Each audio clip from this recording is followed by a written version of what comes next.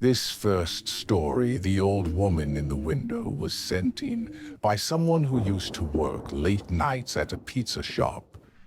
What started as a routine delivery turned into something they'll never forget. Something watching from behind the glass. It was a Thursday night and we were about to close up the pizza place when the phone rang. I was working the counter alone, just killing time until I could head home. I picked up the phone, expecting a last-minute order, but there was just silence. "Hello," I said. "Nothing." I waited a few more seconds, then hung up. About a minute later, it rang again. I picked up, a little annoyed. Same thing. Complete silence. I was about to hang up again when I finally heard something. A voice. Faint, almost a whisper. "I'd like one regular pie, please." It was the voice of an old woman. Her words came out slow, drawn out and cold, like she was speaking from the other side of a dream. It gave me chills, but I stayed polite. "Sure, can I get your address?" She gave it, then abruptly hung up. No goodbye, just dead air. I sighed and yelled back to the kitchen for a regular pie. My boss poked his head out and told me to take the delivery myself, then just head home after. I didn't want to. It was late, and the place was already half-shuttered. But a delivery meant a tip, and old folks usually tipped well. So I shrugged it off and got in my car around 10. The GPS took me to a part of town I'd never delivered to before. Quiet, dark, almost forgotten. The house was a one-story, tucked between two empty lots. No lights, no motion. I double-checked the address. This was it.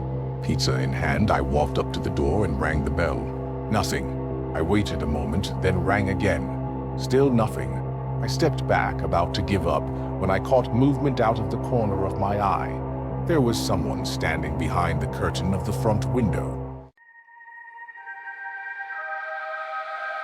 I leaned in to get a better look, and that's when I saw her.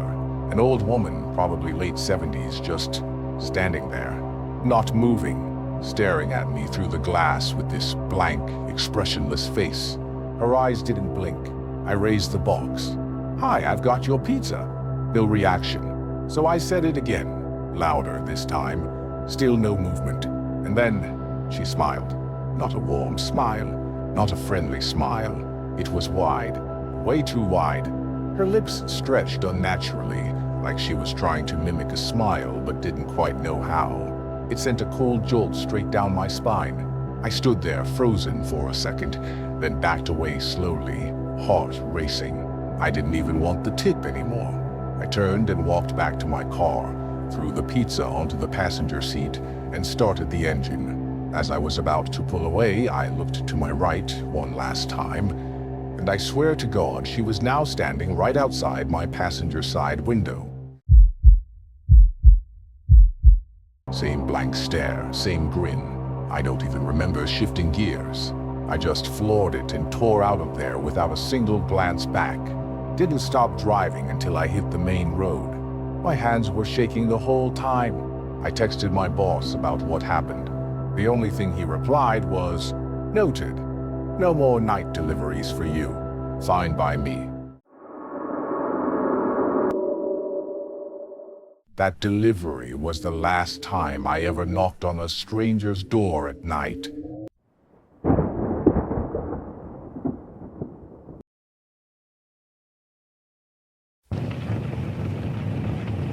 But not every nightmare begins at the door. Some are already waiting out back. This happened a few years ago when I was still in high school.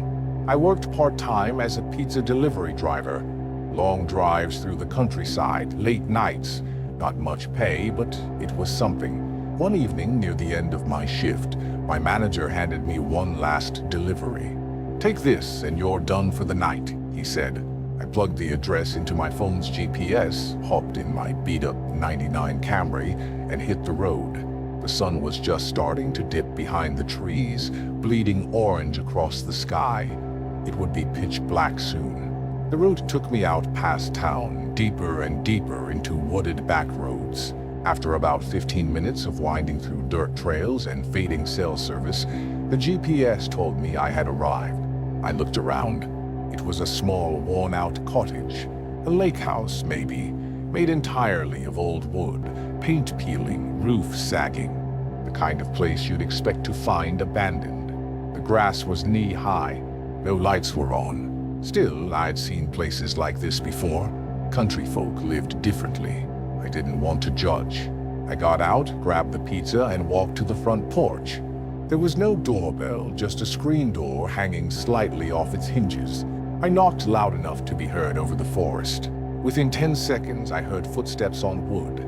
Slow, deliberate steps that echoed from deep inside the house. They approached the door and stopped. I stood frozen, waiting. The silence dragged on. Then I noticed the peephole. Someone was on the other side, watching me. I cleared my throat. It's the pizza guy. A low, raspy voice answered through the door. Bring it around back. There was something off about his tone. Not just deep, but dry and strained, like someone who hadn't spoken in a while. It sent a twinge through my chest. I hesitated. Are you sure, sir? I can just hand it to you here. He didn't reply. Didn't move. I stood there, frozen, weighing my options. A few weeks earlier, I brought back a pizza from a no-show and got chewed out by my boss. I really didn't want another lecture, so I sighed and walked through the tall grass around the side of the house. There was a shed out back, a rusted one. Next to it was a small wooden patio with a round table and 4 chairs. It looked like no one had sat there in years. Everything was covered in dust, leaves, cobwebs, but someone was sitting there. Or at least, I thought they were. One of the chairs was facing away from me, and sticking up from it was what looked like the back of someone's head. Motionless, not moving an inch. I approached slowly, pizza box in hand. Hello, I've got your pizza here. No answer. The figure didn't move. Excuse me, I said louder. Still nothing. Then I heard it. From behind me, a voice. Over here. I turned around instantly. A man was standing at the corner of the house, just barely visible in the shadows. He was peeking around the siding, only half his face visible. His eyes were wide and he was grinning. Not a happy grin, an unhinged one. Come over here, he said, beckoning me with one crooked finger. I want to show you something. Something in me just snapped. I turned and ran, full sprint, straight through the grass, around the house, back to my car. I still had the pizza in my hand, clutching it like a shield for some stupid reason. I fumbled the keys, shoved them into the ignition, and peeled out of that driveway as fast as I could. Heart pounding, eyes flicking to every mirror. I didn't stop until I reached a gas station about 10 minutes away.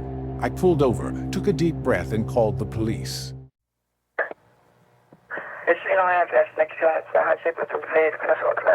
An officer met me back at the property later that night, but there was no sign of the man. No sign of anyone. In fact, according to records, the house had been vacant for years. The shed was locked. The patio? Empty. No chairs. No table. Nothing. They told me I must have had the wrong address. Maybe someone was squatting out there. But I know what I saw. I remember that man's face. The smile, the voice. The way he called to me like I was a child. Like he'd been waiting. I quit the job a few days later. Couldn't shake the feeling. And sometimes I still wonder who or what was sitting in that chair. Some people never stop watching you, even after you've run.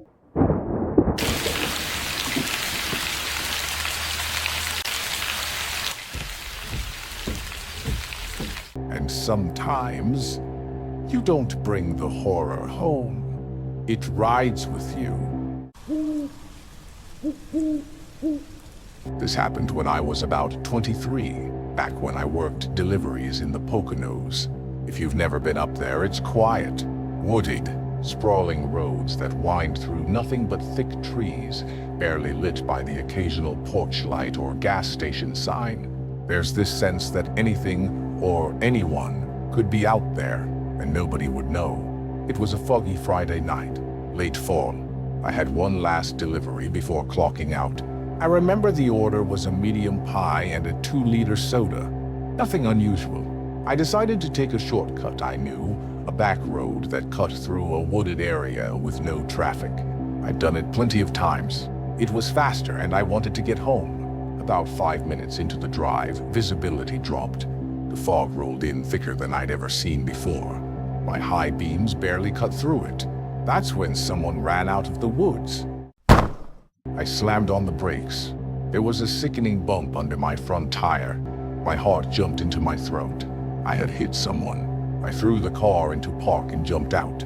Lying next to the front passenger wheel was a man in a black hoodie, face hidden, arms sprawled. He wasn't moving. I froze, whispering a stream of "Oh my God" under my breath. But before I could even take a step closer, I heard something else. A scream from the woods. It sounded like a woman, desperate, panicked. "Help me!" I looked back at the man on the road, still motionless, then toward the trees. I know how stupid it sounds, but I panicked. I told myself I'd only be gone a second, just long enough to make sure someone wasn't seriously hurt out there too. So I stepped into the woods, calling out, "Where are you? Hello?" Silence, except for the faint rustle of leaves and the croaking of distant frogs. Then, a branch snapped behind me. I turned toward the sound. I could just barely make out the silhouette of someone behind a tree, peeking around it, watching me. They didn't move, just stared. I ran. I sprinted back to my car, barely able to breathe. When I got there, I swung open the door, and the man I had hit was gone. Just gone. No blood, no sign of a struggle. Nothing. I jumped in the car, locked the doors, and floored it. My hands were shaking the entire way back to the main road. I don't know why, but I still made the delivery. Maybe I just didn't want to think about what happened. I just wanted the night to be over. When I got to the house, a woman in her late 40s opened the door. I handed her the pizza and forced a smile. But then she looked past me, toward my car. She narrowed her eyes. "They let you guys have delivery partners now?" I blinked. "Excuse me?" She motioned behind me. "You've got someone with you, don't you? In the back seat."